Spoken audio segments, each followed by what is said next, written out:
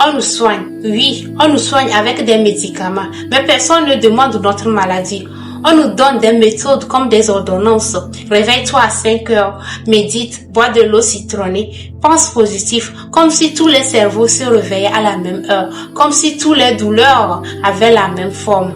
Même moi, je me demande comment une méthode peut sauver tout le monde dans un monde où personne ne vit la même histoire.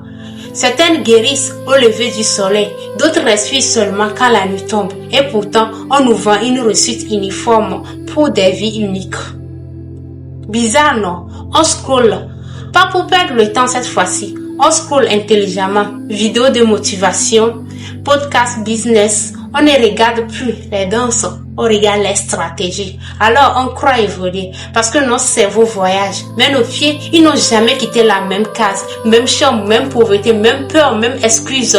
Le pire, c'est que maintenant, l'illusion est devenue intelligente. Même l'intelligence artificielle se dit, voici la meilleure méthode. Et plus tard, il te dit, tu veux encore la méthode plus monstrueuse. Encore et encore et encore, toujours plus, comme si apprendre ne suffisait jamais.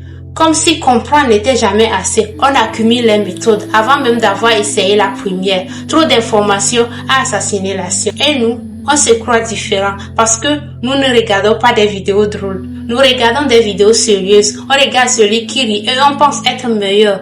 Mais quand la nuit tombe et que chacun fait le bilan de sa journée, le danseur n'a rien conçu. Le motivé non plus. Parce que consommer intelligemment reste consommer. Les réseaux sociaux, un cercle parfait. Tu tournes, tu apprends, tu comprends, tu rêves, mais tu ne bouges pas.